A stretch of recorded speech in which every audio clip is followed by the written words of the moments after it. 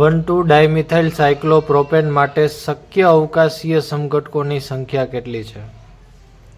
તો સાયક્લોપ્રોપેન એટલે કે ચક્રીય બંધારણ ધરાવે છે અને 1 અને 2 બાજુબાજુના કાર્બન ઉપર ડાયમિથાઇલ આવેલું છે, એટલે કે આ પ્રકારનું બંધારણ છે.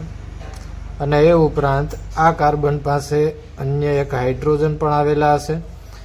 હવે આ બધાની જે ગોઠવણી કરતા આપણે જોવાનું છે કે કેટલા શક્ય અને એ પણ પાછા અવકાશીય સમઘટકો આપણને મળી શકે છે.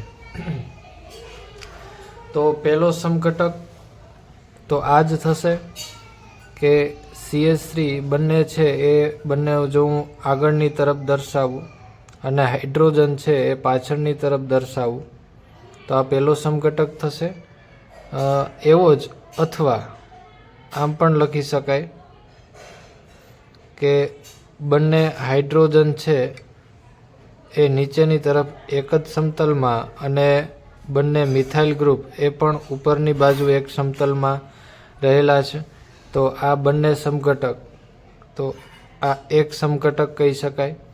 પછી બીજો સમઘટક કે આમાંથી એક CH3 ને ઉપર દર્શાવવું, એક CH3 ને નીચેની તરફ દર્શાવવું. તો આવી રીતે ટ્રાન્સ બંધારણ પ્રકારનું પણ એક આપણને રચના મળી શકે અને આની એક મિરર ઇમેજ પણ આપણને મળે.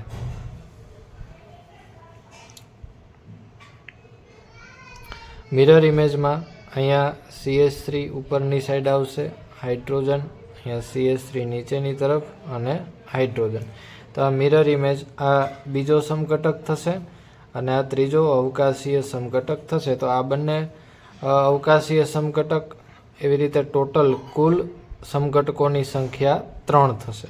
તો જવાબ થશે 3.